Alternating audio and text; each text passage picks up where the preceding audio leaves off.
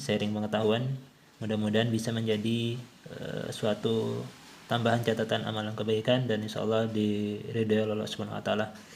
Teman-teman sekalian, pada kesempatan kali ini jika teman-teman punya kitab yang sama, kita bisa sama-sama membuka dan sama mengaji di kitab Sahih Al-Bukhari di halaman 183, kitab yang ke-20 dalam kitab Sahih Al-Bukhari ini kita menjelaskan kitab Fadlis Salati fi Masjidil Makkah wal Madinah, itu kitab keutamaan salat di masjid yang ada di Mekah, maksudnya Masjidil Haram, dan yang ada di Madinah, seperti itu.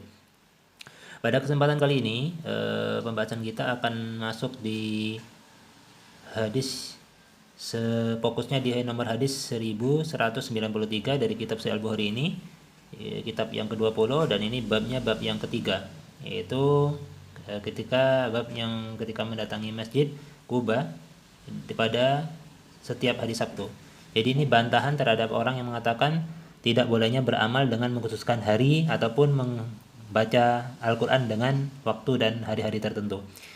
Mari kita simak. Ya, ini sebagai sanggahan edukasi dan ilmiah juga. Ada yang mengkritik adanya tradisi orang yang berziarah kubur sebelum Ramadan dan membaca surah Yasin dan Yasinan atau membaca Yasin dan tahlil di malam Jumat disebut sebagai mengkhususkan waktu.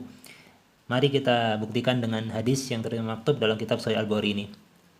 Yang pertama, secara cepat di kitab Sahih Al-Bukhari nomor hadis 1191 ini, bahwasanya dari Ibnu Umar ya radhiyallahu anhuma, anak dari Umar bin Khattab ini, dia tidak pernah melakukan sholat duha kecuali pada dua waktu, yaitu pada saat pertama masuki kota Mekah, yaitu ketika dia memasuki kota Mekah itu, maka dia melakukan sholat duha pada saat memasukinya. Selanjutnya dia sholat 2 rakaat dan dia sholat yang sama itu di Masjid Kuba, yaitu disebutkan yaitu Masjidah Kuba, seperti itu. Sebelumnya dia kepada Khalfal Maqam ya, gitu, kepada menuju pada Maqam Ibrahim. Terus kemudian dia juga mengunjungi Masjid Kuba, yaitu fa innahu kana ya'tihi kulla sabtin, yaitu ya sungguhnya dia mendatanginya dua waktu tadi. Masjid pertama yang mendatangi kota Mekah, maksudnya Masjidil Haram tadi atau Ka'bah, Maqam Ibrahim juga dilakukan setiap hari Sabtu ya, kulla sabtin. Kemudian pada pembahasan hadis yang terakhir di nomor hadis 1191 ini, dia tidak keluar dari masjid itu dan tidak menyukai keluar dari masjid itu sebelum dia masuk ke masjid dan tidak keluar daripadanya sampai ia melakukan sholat di dalamnya. Maksudnya ketika ke Mekah, itu kan Masjidil Haram ataupun masjid yang ada di Madinah, atau ini yang di masjid Kuba seperti itu ya, itu beliau melakukan sholat 2 rakaat itu, Ibnu Umar. Kemudian di hadis yang ke 1192 disebutkan kembali bahwasanya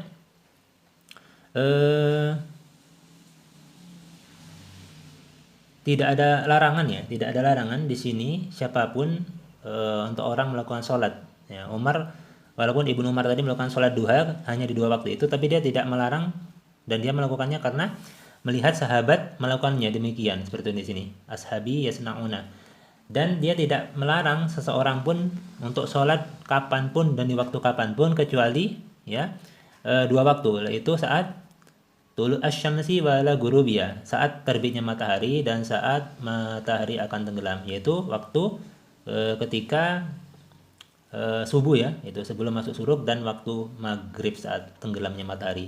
Jadi antara penghujung waktu asar sampai sholat maghrib itu dilarang untuk sholat. Jadi selain daripada 2 waktu itu, saat terbitnya dan tenggelamnya matahari, Ibnu Umar itu tidak melarang siapapun dari sahabat dan dari kita termasuk umat Rasulullah SAW untuk melakukan sholat ya kapanpun waktunya.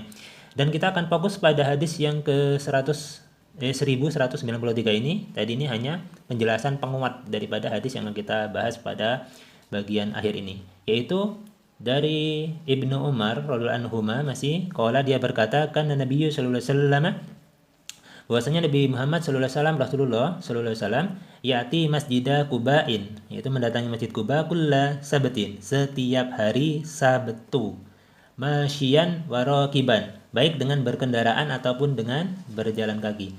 Wa kana Abdullah radhiyallahu anhuma yaf'aluhu. Dan Abdullah bin Umar pun juga melakukan hal yang demikian itu. Jadi Abdullah bin Umar melakukan hal yang sama seperti yang Rasulullah lakukan. Jadi Rasulullah mendatangi Masjid Quba ini tidak pada hari yang lain, yaitu dilakukan setiap hari Sabtu.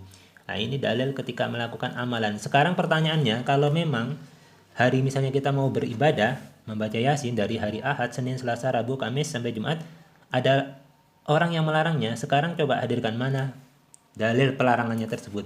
Nah, itu. Jadi kembalikan kepada pemahaman mereka, semuanya sudah ada dalil. Ini sudah ada dalilnya, mau nerima nggak gitu. Jadi kalau misalnya ada orang yang sedang umroh atau naik haji, lalu mendatangi Masjid Quba pada hari Ahad misalnya, atau pada hari Jumat, apakah dia menyelisihi sunnah? Kalau dikatakan demikian berarti Anda belum pernah belajar hadis sampai selesai. Dan redaksi kami ada kitab Mustalah Al-Hadis. Kalau kita sudah belajar Mustalah Hadis, yaitu ilmu mentelah hadis dengan benar, kita akan tahu nanti.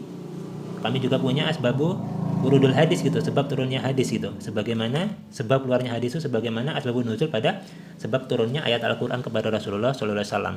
Jadi kalau misalnya dikatakan tidak ada atau tidak boleh mengkhususkan hari untuk beramalia, maka ini Rasulullah mendatangi Masjid Quba itu setiap hari Sabtu.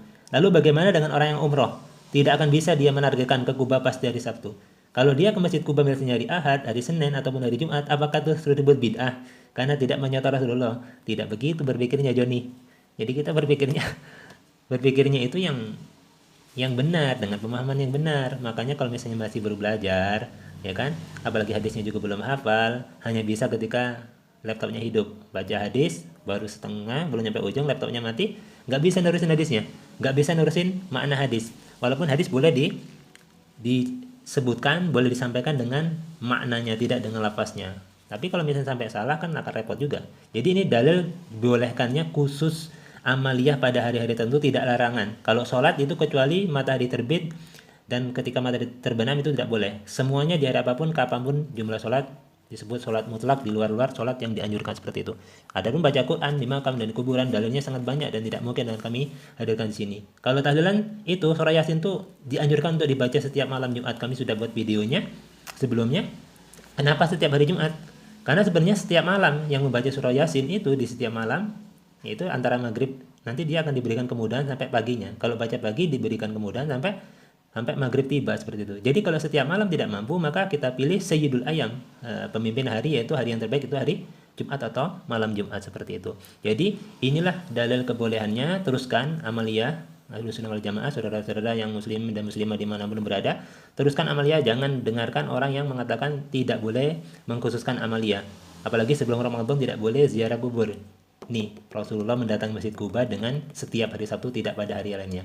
Wallahu a'lam bishawab. Saya mohon maafkan. Assalamualaikum warahmatullahi wabarakatuh.